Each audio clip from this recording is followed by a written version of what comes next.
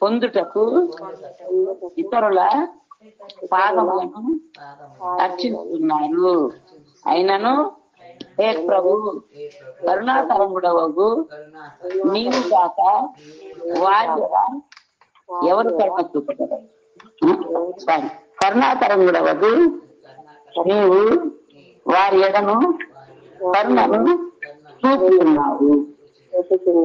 ఇంద్రియ సుఖానికి దాసులైపోయి ఇక్కడ బ్రాకెట్ లో ఏమిటంటే నరకంలో పడటానికి తయారయ్యారు. నరక మార్గమును పొందిన వారు పొందేటటువంటి ఇంద్రియ సుఖానికి భక్తులు ఎప్పుడు దాసులు కాకూడదు. ఇంద్రియ సుఖం అంటే దానికి చాలా మంది మాతాజీలు అంటారు, ఎక్కడ మనం ఏం తింటున్నాం, ప్రసాదం ఏం తింటున్నాం, బయట ఏ కోరికలు లేవు, ఏ వ్యామోహాలు లేవు అంటారు. భక్తి కూడా ఆఖరికి సేవ కూడా మనకు నచ్చిన సేవ చేస్తాంటే అదిగే మిగులుతుంది. ఎందుకు? మన మనసుకు నచ్చిన పని మనం చేస్తున్నాం. అందుకనే నిన్న ఈ ప్రభుజీ అంటున్నారు రాత్రి, ఆ ప్రభుజీతో అడుగుతుంటే మీరు అక్కడికి రండి రాఘవ ప్రభు అంటే, మీరు ఏ సేవిస్తారా, బాత్రూమ్లో అడిగిస్తారా, గుళ్ళో చేపిస్తారా, ప్రచారం జరుగుంటారు, మీ ఇష్టం మాతాజీ ఇష్టం మీరు చెప్తే చేస్తా అంటున్నారు. అట్లా మనం ఏది చెప్పినా చేయడానికి సిద్ధంగా ఉండాలి. అంతేకాని నాకు నచ్చిన సేవ చేస్తానది కూడా ఇంద్రియ భోగం అన్నమాట. ఎప్పుడు అది భగవంతుడు పరంకారం చేస్తాడు. అప్పుడు నేను ఎంత బాగా చేశానంటే అది కూడా మన కళ్ళకి మనకి నచ్చింది. దానికి నేను ఎంత బాగా చేశాను. భగవంతుడే అత్యంత సౌందర్యవంతుడు. ఆయనకు కట్టడం వల్ల, ఆయనకు కట్టడం వల్ల నగలకి బట్టలకి కూడా అందం వచ్చింది. మన కళ్ళు ఎంత మాత్రం ఆయన కొట్టడానికి చూసి మనం ఆయన పొగట్టడానికి కీర్తించవచ్చు. కానీ నేనే గంగ చేశాను కూడా అనుకోకూడదు. ఇవన్నీ కూడా ఇంద్రియ సుఖాలు. మనం అనుకుంటాం సేవ చేశాను, నేను బాగా చేశాను, నాలాగా ఎవరు చేయలేదు. అది కూడా ఇంద్రియ భోగం అవుతుంది. ఇంక ఇదే ఇంద్రియ భోగం అయితే భౌతిక భోగాల కోసం ఆశపడే వాళ్ళకి ఇంకెంత ఏం చెబుతున్నారు ఇక్కడ, నరక మార్గంలో పడేవారు పోయే దారిలో పోతాం. కనుక భక్తులు ఎప్పుడు తన మనసుకు నచ్చింది కాదు. ఏం చెప్పాలి? ఇది ఇక్కడ ఏం చెప్తున్నారు?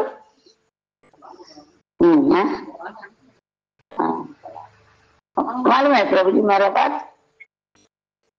इसमें क्या बोला, भवसागर को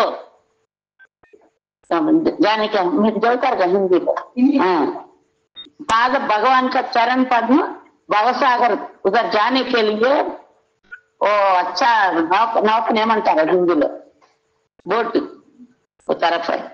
वो बुद्धि लोग बुद्धिहीन कोई आई तो वो बुद्धिहीन वो चरण को शरण नहीं लिएगा वो ना क्या जाने का, किधर जाने का है, नरक मार्ग को जाने का है बोला इधर को तात्पर्य में.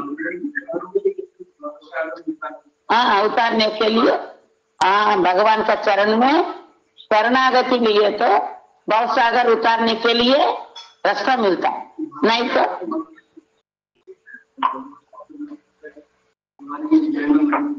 हाँ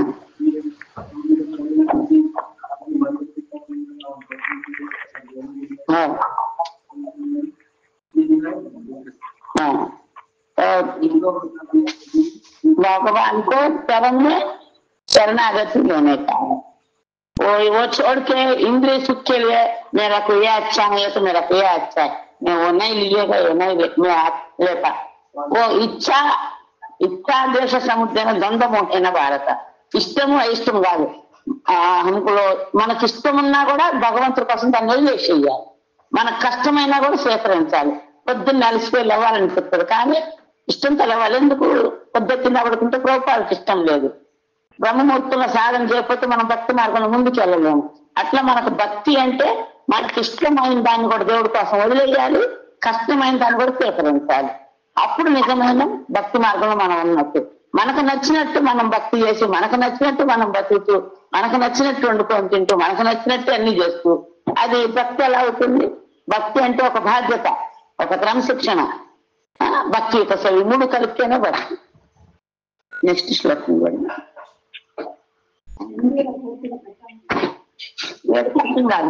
అంత టైం ఇక్కడ లేదు. ఆయన మంచిగా చదువుతాడు. ఆయన తదా సచాహం పరివోడు కామ సమానశీలం గృహమేధేను ఉపేయవాన్ మూలమశేష మూలం దురాశయ కామదుగాంగ్రి పశ్య. కనుకనే కామవాంఛను సంతృప్తి పరచుకోవడానికి నాకు తగిన కన్యను గృహస్థ జీవితంలో కామధేనువుగా కాగలిగినట్టి వాహమాడగోరి అశేష మూలమగు నీ పాద పద్మాలను నేను ఆశ్రయించుకుని నీవు కల్పము వృక్షమవుడమై అందులకు కారణము అర్థమని అంటున్నాడు. ఋష్య ఉవాచ. ఉవాచ అంటే కామవాంఛన అంటే తనకు మనసులో కలిగిన కోరికలను తీర్చుకోవడానికి తగిన కన్యను ఎట్లా గృహస్థ జీవితంలో కామధేనువు అంటే ఏమిస్తుంది? అక్షయంగా పాలిస్తుంది. కామధేనువు అంటే కోరిన కోరికలు కూడా తీరుస్తుంది. అట్లా ఇంట్లో ఒక స్త్రీ ఉంటే ఆ భర్తకి దేనికి చింత ఉండకూడదు. కామధేనువుగా పాలినట్టు ఒక కన్యను వివాహం ఆడగలుగుతున్నాను, అందుకే నీ పాదపద్మాన్ని ఆశ్రయించాను. కానీ ఏం చేస్తున్నారు ఈ కలికాలంలో జనులు? వివాహం చేసుకొని భగవంతునికి శరణాగతి పొందుతుంది. భగవంతుడి చరణమే శరణాగతి నైలేక, స్త్రీ శరణతో శరణాగతి లేక మిస్సెస్ ఏది బోలతో పోయి శరణతారు. ఎట్లా మార్గం భార్య ఏం చెప్తే అది వింటూ భార్య అడుగులకు మడుగులు వస్తున్నారు కానీ భగవంతుడికి శరణాగతి పొందకలేదు. ఆ మార్గం నుంచి జనులను మళ్లించడానికి శాస్త్రం ఏం చెప్తుంది? 25 సంవత్సరాలు వచ్చిందాక బ్రహ్మచర్యాశ్రమ గురువు యొక్క అధీనంలో ఉండి గురువు చెప్పినట్టుగా శాస్త్రం ప్రకారం కుటుంబాన్ని ఎలా చూసుకోవాలి, తల్లిదండ్రులను ఎలా చూడాలి, భక్తి ఎలా చేయాలి. ఎందుకంటే శరీర సంబంధాలు వాళ్ళందరినీ చూసుకోవడంతో పాటు ఆత్మ యొక్క ఉద్ధారకానికి आत्म उद्धार करने के लिए गृहस्थ जीवित में फैमिली को देखने का और भगवान की शरणागत होने का दोनों बैलेंस है। कोई अच्छा गृहस्थ जीवित नहीं तो गृहमेधी है। गृहमेधी बोले तो ओनली फैमिली के लिए इसलिए भगवान क्या बोले, क्या बोला सुखदेव गोस्वामी भागवत में భౌతిక లోభానికై భగవంతుని చెంతవాన్ని నిందిస్తున్నాడు కర్దముని శ్లోకము.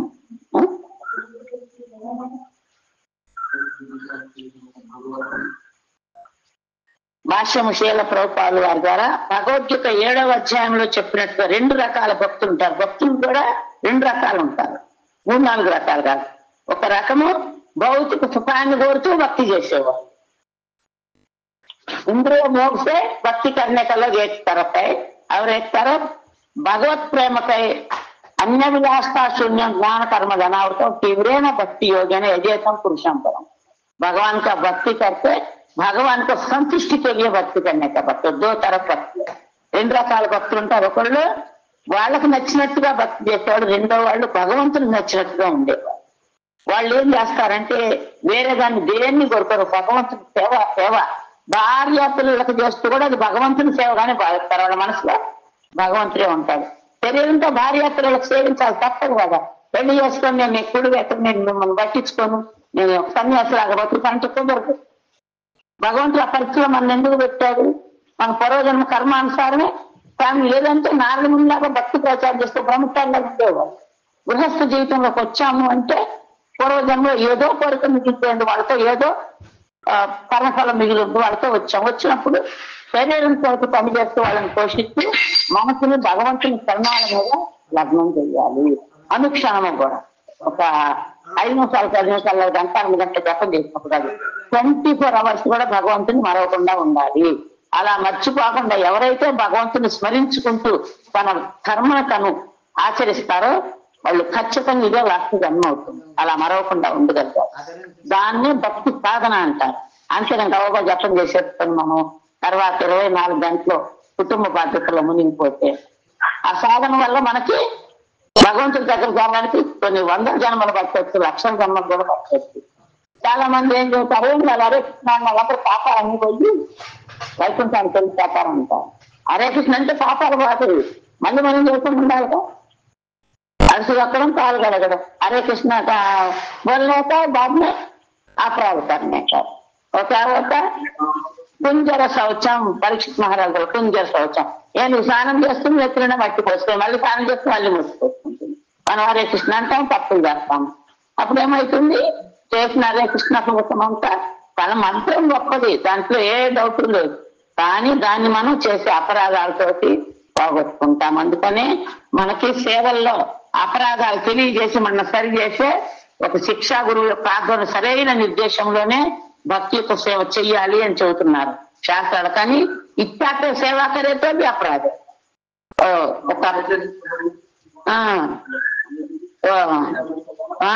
सेवा करने का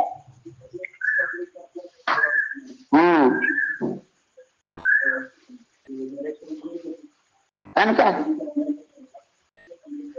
శిక్షా గురువు లేకుండా చేసేదంతా అపరాధాలు కనుక మన ఫలితం లేని పని అవుతుంది. కుంజర ఏనుగు జ్ఞానం లాగా. కనుక భగవత్ ప్రేమను తప్ప వేరేది కోరుకో. రెండవ రకం వారు భౌతిక సుఖాలు సునక శోకరాలకు వాటి జీవన నరకప్రాయమే సైతం లభిస్తుంది. సునకాల శోకరాలు ఎక్కడికి పోతాయి? చనిపోయి నరకానికి పోతాయి. జంతువులకు మంచి చెడు తెలియదు కనుక వాటికి కూడా లభిస్తుంది. కుక్క కూడా అనుకుంటుంది ఎండిపోయిన బొక్కలు తిని ఏ చెట్టు కింద పడుతుంది నేను హాయిగా ఉన్నాను సుఖంగా అంటుంది.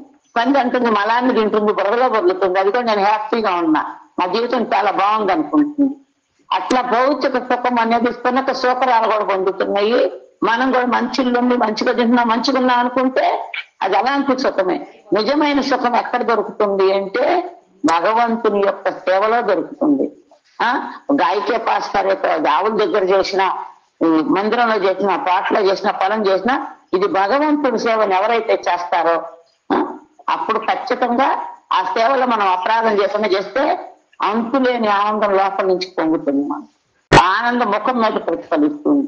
మనం ఎంత సేవ చేస్తున్నా మనకు ఆనందం రావట్లేదు, చింత పోవట్లేదు. ఎప్పుడు కొండ నెత్తిని పెట్టుకున్నట్టుగా బరువుగా దిగులుగా ఇట్లా పడేసి ఉంటే మనకి ఎక్కడ దొరుకుతుంది ఆనందం అంటే మనకు నచ్చిన సేవ మన పద్ధతిలో చేసుకుంటున్నాం. గురువు చెప్పినట్టు చేయట్లేదు మనకు వచ్చినట్టుగా చేసే సేవ ఇప్పుడు మనకు ఆనందాన్ని. నిజంగా మనకి భగవంతుడికి నచ్చేటట్లుగా శాస్త్రంలో చెప్పినట్టుగా గురువు చెప్పినట్టు మనం సేవ చేస్తే అప్పుడు ఖచ్చితంగా ఆనందం వస్తుంది. ముఖం మీద ఆనందం ప్రతిఫలిస్తుంది.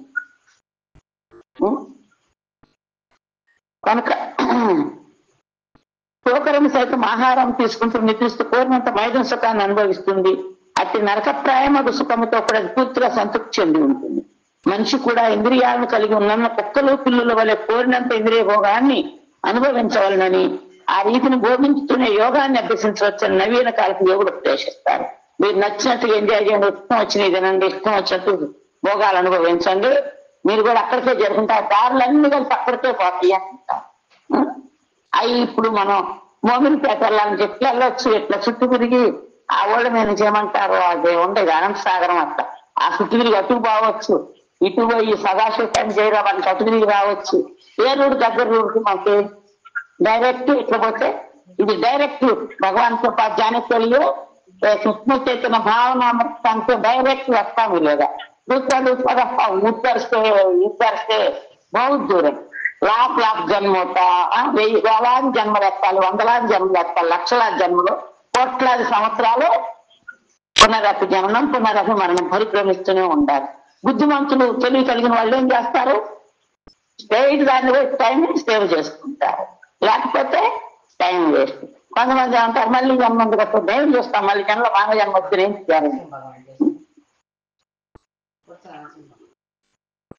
కనుక భగవానుడు ఎంత దయామయుడు అనగా సార్ ఇంద్రియ ఈ రీతిగా భోగాన్ని అనుభవిస్తూ యోగాన్ని అభ్యాసం చేయవచ్చని కొంతమంది యోగులు ఉపదేశిస్తారు. కానీ అటు అభిప్రాయం ఇక్కడ కర్దమ మునితో ఖండించబడింది.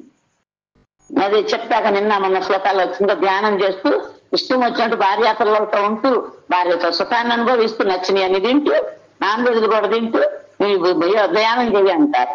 ఆ ధ్యానము కరెక్ట్ కాగా నిన్న మన శ్లోకాలు తెలిసింది. ఈ రోజు కూడా కర్దమును దాన్ని ఖండిస్తున్నారు. భోగాలను వీస్తూ యోగాన్ని అభ్యాసం చేయలేము. మరి ఎలా వదలాలి గృహస్థ జీవితంలో అంటే దాన్ని ఒక నియమానికి పెట్టుకోవాలి. ఆ నియమం ఏంటనే శాస్త్రం ద్వారా గురువు ద్వారా తెలుస్తుంది. ఏ నియమం ప్రకారం సంసార జీవితాన్ని అనుభవించాలి, ఏ నియమం ప్రకారం భక్తి మార్గంలో ముందుకెళ్ళాలని తెలియని అనుకుంటారా. వీళ్ళు ఒకటే చెబుతారు నాన్ వెజ్ తినకూడదు, ఉల్లిపాయలు తినకూడదు, జోదము వ్యభిచారం మాంస మద్యం ఇవన్నీ అని.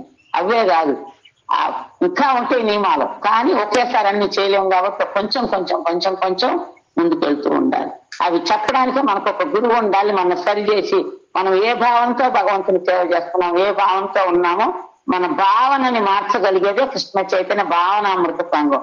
అందుకని దీన్ని ఏమంటున్నారు? కృష్ణ చైతన్య సంఘమే కాదు, కృష్ణ చైతన్య భావన అమృతం. ఆ భావన అమృతం లాంటి. అమృతం ఏముంటుంది? అమృత ప్రియత అమరత అట్లా అమృతం తీసుకుంటే ఏమవుతామంటే చచ్చిపోం, పర్మనెంట్ ఉంటాం. అట్లే ఈ కృష్ణ భక్తి భావన మనం ఎప్పుడైతే స్వీకరిస్తాం, అనుకున్నాం, ఆ భావనలో ఎప్పుడైతే ఉంటామో అమరులం అవుతాం. అంటే ఈ భూమి మీద దీంట్లోనే ఉంటామని ఊహించుకోకుండా ఎక్కడ ఉండదు. ఎక్కడ ఉంటాం? డైరెక్ట్ కృష్ణలో పంచులు కృష్ణతోటే ఉంటాం. ఓ భావనసే, ఖాళీ భావనసే. అందుకనే ఓ అమృత పడతారు. భగవంత భావన అమృత పడతారు. భగవంతుని భావనతో ఉంటుంది అమృతం లాంటిది. అది మన అమృతం ఏమైనా భగవత్ నామంతో చేరుస్తుంది. కనుక భగవానుడు ఎంతటి దయామయుడంటే ఆ కుహనా యోగులు నరకప్రాప్తి సుఖాలను సంతృప్తి పొందకోరితే కూడా వారు కోరుకునే సమస్త భౌతిక సుఖాలను వాళ్ళకి ఇస్తాడంట భగవాన్. అది కోరుకున్న వాళ్ళకి అదే ఇస్తాడు. ఇప్పుడు నేను సిగ్గురు ఏం చేస్తారు? నువ్వు ఇంద్రియ భోగం అనుభవిస్తున్న భక్తుల ముందుకు ఎట్లా వెళ్తావని ఈ మీద ఒక్కటేసైనా మళ్ళీ ఇచ్చి మన బుద్ధిని మన మనసుని దేవుడి వైపు మళ్ళీ ఇస్తాడు. కానీ భగవంతుడు చాలా గురువు కఠినంగా ఉన్నా కూడా కానీ భగవంతుడు కఠినంగా ఉండదు. ఎందుకంటే భగవంతుడి హృదయం మఖం తరిపాయి, వెన్న లాంటి హృదయం ఉంటుంది భగవంతుడు. అందుకని దయతోటి భోగాలు కోరుకున్నారు, భోగాలు ఇస్తాడు. భక్తి కావాలంటే భక్తి ఇస్తాడు. అన్ని కూడా దొరుకుతాయి. భగవంతుడు దయామేది కనుక ఏది కావాలంటే అది ఇస్తాడు. కనుక కర్దములను సాధించినటువంటి పూర్ణత్వ స్థితిని మాత్రమే వాళ్ళు పొందలేరు. భగవంతుడు అన్ని ఇస్తాడు వాళ్ళకి, కానీ కర్దములాగా ధ్యానంతో పూర్ణత్వాన్ని పొందలేరు వాళ్ళు. ఎందుకు? ఈయన తన ఇంద్రియ భోగం కోసం అడగట్లా భగవంతుని. నరకప్రాయులు దానవ ప్రవృత్తి కలవారు పూర్ణత్వంను చరమముగా సాధించుదేమో వాస్తవానికి ఎరుగజాలరు. ఎవరైతే నరకానికి దారి వేసుకుంటారో, దానవ ప్రవృత్తి అసురీ బుద్ధి కలిగి ఉంటారో వాళ్ళు పూర్ణత్వం అంటే ఏంటో కూడా దాన్ని ఎలా సాధించాలో కూడా తెలుసుకోలేరు. ఎందుకు? చెబుతున్నాడుగా భగవంతుడు, దైవీ వేషం గుణమయ మమ మాయా దురత్యయ మామేవయే ప్రపద్యంతే మాయా మేతం తరంతితే. నా దైవీ మాయ దాక్షత్యం కాంది. ఎవరైతే నా పాదాలకు శరణ పొందుతారో వారు మాత్రమే సులభంగా దాటగలరు. నా శరణాగతి పొందడం అంటే ఆయన చెప్పినట్టుగా బతకడమే. ఏం చేయాలో చెబుతున్నాడు భగవద్గీత. చదవకుండా వినకుండా మనకు ఎలా తెలుస్తుంది? గురువు అనేవాళ్ళు లేకుండా ఎవరు చెప్తారు? కనుక శరణాగతి లేని జీవుడికి ఏం చేస్తాడు? మోహం అలా నిలుస్తుంటాడు. మాయగా పడి వాళ్ళు అనుకుంటారు మేము చేసేది రైతే, మేము మార్గంలో మేము ఇంత తొందరగా దేవుడి దగ్గరికి వెళ్తాం. వాళ్ళు ఇవన్నీ చేస్తున్నారు, అది ఏం చేయకుండా కూడా మేము వెళ్తామని అదే భ్రమలో ఉంటారు. వాళ్ళు చెబుతున్నారు అజ్ఞానులకి మూడులకి నేను ఎన్నటికీ అర్థం కాను అని తన మాయతో కప్పు ఉంచుతానని చెబుతున్నాడు భగవంతుడు. అదే సమయంలో ఏదో ఒక మంత్రాన్ని జపిస్తూ ఏదో ఒక సాధన చేస్తూ మనిషి పూర్ణత్వాన్ని పొందవచ్చని కొంతమంది ఉపదేశిస్తారు. అట్టి వారు ఇక్కడ హతమేధస్ అంటే బుద్ధి నశించిన వారిని వర్ణించబడుతున్నారు. ఈ శ్లోకంలో ఏమన్నారు? హతమేధస్ అంటే వారికి బుద్ధి నశించింది. ఫస్ట్ పారాగ్రాఫ్ లో ఫస్ట్ లైన్ లోనే ఉంది. యో మాయాతే హతమేధస్త అంటే వారికి బుద్ధి లేని వారు అనమాట. దేవత నర్చించే వారి బుద్ధి నశించినది. ఎందుకు? ఆ దేవత అంతా భగవంతుని యొక్క శరీర భాగాలు.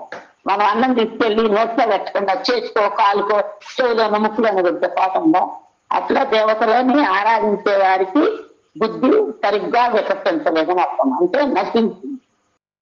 శ్రీకృష్ణ భగవానుతో భగవద్గీత ఎందుకు చెప్పబడింది? అదే విధంగా యోగాభ్యాసం ద్వారా ఇంద్రియ భోగాన్ని కోరేవాడు బుద్ధి నశించిన వాడని పరమ మూర్ఖుడని ఇక్కడ కర్దమ్మునితో కూడా చెప్పబడింది. నిజానికి తెలివి కల యోగాభ్యాసకరుడు భగవదర్శనం ద్వారా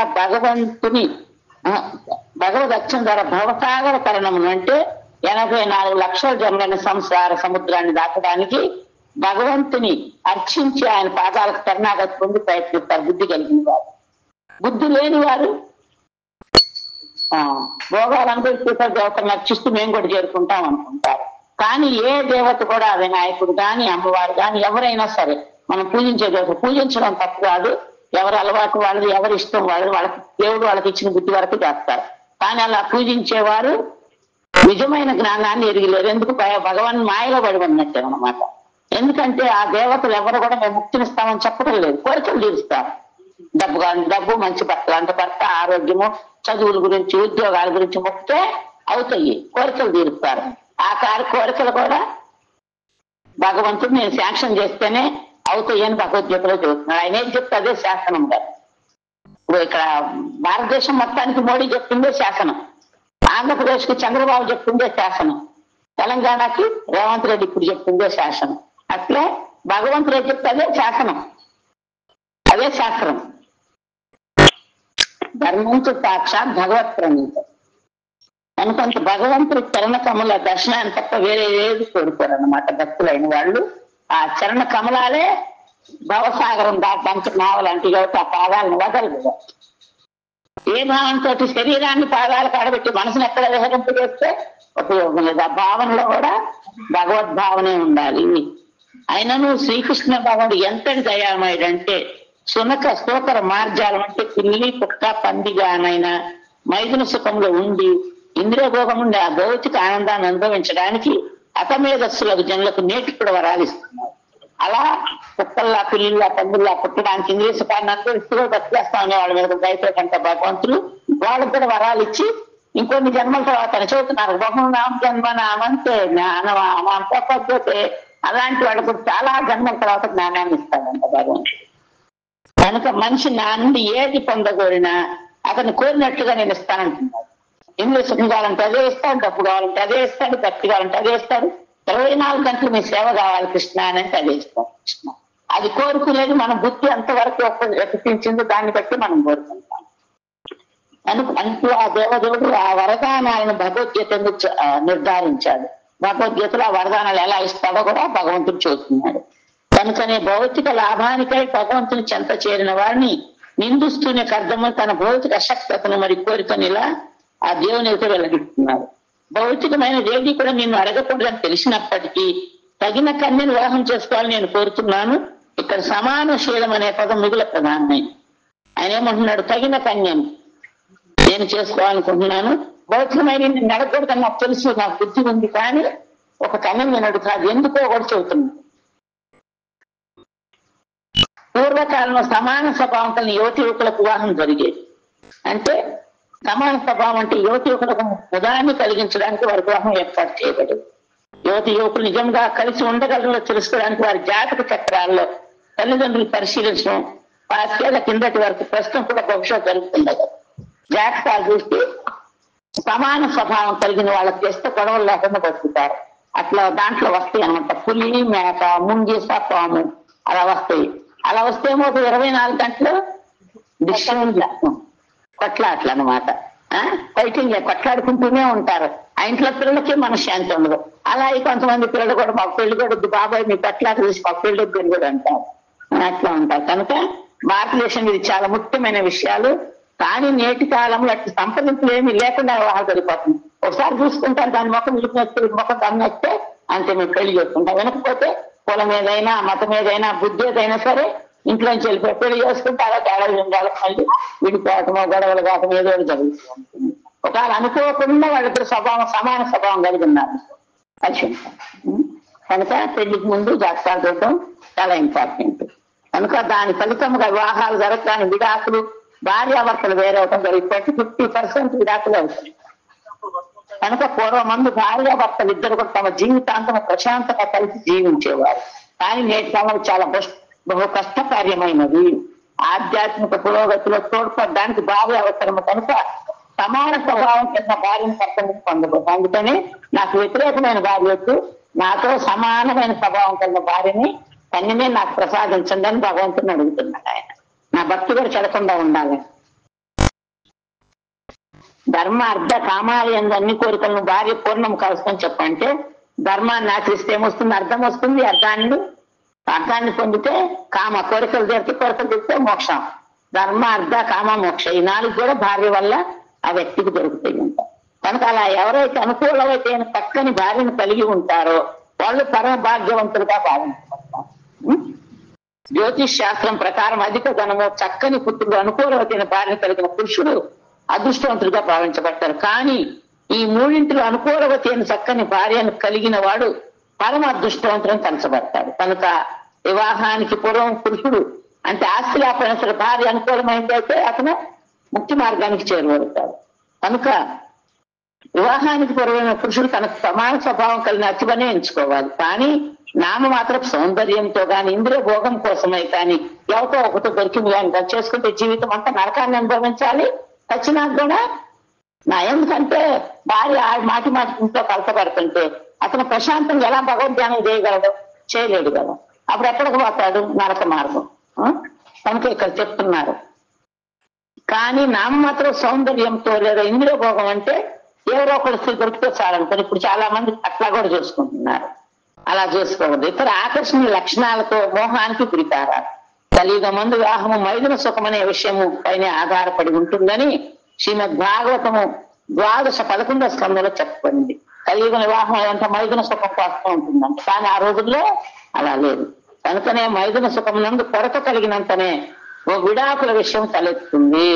ఎప్పుడైతే ఆ సుఖము సరిగ్గా దొరకలేదు వెంటనే డైవర్స్, ఇంకొకరిని చేసుకోవడం. ఆడపిల్ల అంతే తయారయ్యా, మగ పిల్లలు కూడా అంతే తయారు. ఉత్తమమైన భార్యను కోరేవాడు ఉమాదేవిని ఆరాధించని శాస్త్రాల్లో ఉద్దేశించబడింది. కనుక కర్దముని ఆ కోరికను ఆ దేవిని అడగవలసి ఉండదు. కానీ అతను దేవుడైన శ్రీకృష్ణుని అర్పించే శ్రేయస్కరమని తలచాడు. కోరికలతో నిండి ఉన్నా కోరికలు లేకున్నా మోక్షాన్ని కోరుకున్న మనిషి దేవదేవుడైన శ్రీకృష్ణుని అర్పించమని శ్రీమద్ భాగవతము ఉపదేశించుకుని అందుకుంటాము. కోరికల కోసం కూడా భగవంతుని అర్పించాలంటే అట్లా ముక్తి కోసం కూడా ముక్తి ప్రదాతైన ముకుందుని అర్చించాలని భాగవతం చెప్తుంది. అందుకే ఆయన ఉమాదేవిని అడగట్లేదు, నాకు మంచి భార్య కావాలి, కృష్ణని అడుగుతున్నాడు. ఈ 3 రకాల జనులు ఎవరో ఒకరు భౌతిక కోరికల ద్వారా సుఖి అవడానికి ప్రయత్నిస్తారు. కానీ ఇంకొకరు భగవంతుడు అంటే భౌతిక కోరికలు తీర్చే మోక్షాన్ని పొందుతాం అనుకుంటారు కొంతమంది. ఇంకా కొంతమంది భగవంతునితో ఏకమై సుఖం పొందుతాం అనుకుంటారు, కష్టాల నుంచి బయటపడతాం అనుకుంటారు. ఇక 3వ రకం వాళ్ళు పూర్ణమైన భక్తులు. వాళ్ళు ఏం కోరుకుంటారు, కోరుకున్నారు జన్మ జన్మలో కూడా మీ భక్తి సత్యం కావాలని కోరుకుంటారు. ముగ్గురు ఎవరి మేలంటే కృష్ణ ఏం చదువుతున్నాడు దానికి, యోగినామతి సర్వేషాం మధ్యతేనాంతరాత్మన శ్రద్ధావాన్ భజతే యోమం సమే యుక్తమో మత. అత్యంత శ్రద్ధతో నా పూర్ణ భావన ఎందే నిమగ్నమైంది నన్నే సదా తన ఎందు స్మరించేవాడు అత్యంత ఉన్నతమైన యోగి అని నా అభిప్రాయం. ఇదే నా అభిప్రాయం అనుకుంటున్నాడు. అత్యంత శ్రద్ధతో చేయాలంట భగవంతుని ఇష్టం కూడా ఆ భక్తి భావనతోటే ఉండాలి, నా భావనలోనే ఉండాలి అంటున్నారు భగవంతుడు. భగవద్గీత మన అన్ని సమస్యలకి అన్ని ప్రశ్నలకి కూడా సమాధానం తెలుస్తుంది. అదొకటి మనకు ఎలా తెలుస్తుంది. అందుకనే పొద్దున్న భాగవతం, సాయంత్రం భగవద్గీత ఖచ్చితంగా రోజు చదవాలి. చదువు రాకపోతే చదువు వాళ్ళ గురించి వినాలి. నేను పక్కన చేసేదంతా తప్పులే. తప్పులు చేస్తే భగవంతుడి దగ్గరికి వెళ్ళారు. వెళ్తారా, ఒక్క తప్పు చేసిన అమెరికా పోయేది एयरपोर्ट में जाना पूछता है लगेज एक मिस्टेक है तभी अमेरिका जाने के लिए परमिशन नहीं मिलता इतना नहीं था। भगवान के पास जाने के लिए अपराध करके करके करके जाती ना भगवान के पास नहीं जाती, इसलिए अपराध नहीं करना। और इसलिए शिक्षा गुरु चाहिए, बोलने का लोग चाहिए। शिक्षा गुरु भी कैसा रहने का है, शास्त्र को आचरण करने का है, सीखने का है। ఆచరించి నేర్పేవాడే ఆచార్యుడు. ఏ ఆచార్యుడు అయితే శాస్త్రాలు చదివి కృష్ణ దగ్గరకు చేరుకోవడానికి గట్టిగా ప్రయత్నిస్తారో అలాంటి శిక్షా గురువు కనుక మనం ఉంటే ఆటోమేటిక్ వెళ్ళిపోతాం. సుధాముడు కనుక ఎలా వెళ్ళాడు, బ్రాహ్మణుల గుంపుతో కలిసి ద్వారకా నగరం ఎలా ప్రవేశించాడు, నన్ను బానీరేమో అనుకున్నాడు. బ్రాహ్మణుల మధ్యలో తెలిపోయాడు. అట్లా భక్తుల సాంగత్యం ఉండాలి. ఒంటరిగా ఉండేప్పుడు కూడా మనం భగవంతుడి దగ్గరికి చేరుకోలేము. నేను ఒంటరిగా భక్తి చేసుకుంటా నా మనసు ప్రశాంతంగా ఉంటుందంటే అప్పుడు ఎక్కడ ఉండాలి, అడవుల్లోకి ఏకాంత ధ్యానం చేయాలి. ధ్యానం చేసి కొన్ని లక్షల జన్మల దాకా అప్పుడు దేవుడి దగ్గరికి చేరుకోవాలి. 100 కాదు 1000 కాదు లక్షలు. అప్పుడు కూడా ఏం జరుగుతుందని చెప్పాడు భగవద్గీతలో కృష్ణ నీ ఈశ్వపనిషత్తులో. భగవంతుని యొక్క పాద పద్మాల యొక్క వేలు గోరు చూడగలుగుతాడు కొన్ని లక్షల జన్మలో ధ్యానం చేస్తే. మధ్యాహ్నం చెప్తున్నా గుర్తు చేయ మాతాజీ ఫోన్ చెప్పి మాతాజీ వేళలో ఇప్పుడు క్లాస్ రాల. అందుకనే దివ్యమైన 3వ రకం వ్యక్తి పూర్ణమైన భక్తుడు. అతను భగవంతుని దేవి కూడా భక్తులని కోరుకోడు, కేవలం దివ్యమైన ప్రేమ యొక్క సేవ పుస్తకం అతను కోరుకుంటాడు. అందరి కోరికలు భగవంతుడు తీరుస్తాడు కనుక అతనినే ప్రతి ఒక్కరూ అర్పించవలను.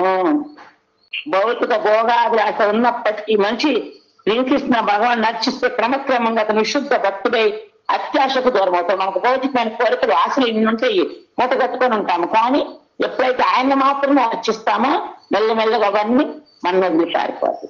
ఆ పరమ పురుషుడిని అర్చించడం వల్ల కలిగే గొప్ప లాభం ఇది.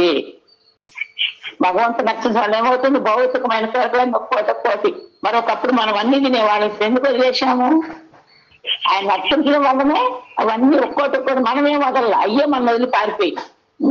భగవంతుని కరుణ వల్ల మనం అనుకుంటాం మనం గొప్ప, మేము ఏం మానేశాం, మేము కంటి మానేశాం, మేము ఆకాశాన్ని చూడిపడ్డామన్నట్టుంటారు భక్తులు. కానీ భక్తులకు అది ఉండకూడదు. ఎప్పుడు కూడా వినమ్రంగా దాస దాస దాసాను దాస అనుకుని ఉండాలి. కానీ ఎంజాయ్ చేస్తాను అందరు కాకిని లేక మనం చేయకూడదు. హరే కృష్ణ. గంధ్రా శ్రీమద్ భాగవతంకి జయ. కలియుగ ధర్మ పరిణామ సంకీర్తనకి జయ. జగద్గురు శీల ప్రభుపాదికి జయ. హరే కృష్ణ. అమ్మ ఎవరికైనా ప్రశ్నలు ఉన్నాయా? ఈ లోపల నేను వైష్ణవ ప్రణామం చదువుతాను. ఉంటే ఒక నిమిషం అడగండి. ఒక నిమిషమే టైం. ఇప్పుడు మనం వైష్ణవులు ప్రణామం చేద్దాం. వైష్ణవులు పరమదయ సాగర్లు, పతిత పావనులు, కల్పవృక్షం లాంటి వారు, పూర్ణ కర్షల తీర్థుల సమతులు, కృపా సింధు పతితానాం పావనేభ్యో వైష్ణవేభ్యో నమో నమః. అనంత కోటి వైష్ణవునికి జై. నామాచార్య తేల హరిదాస్ ఠాకూర్కి జై. హరే కృష్ణ.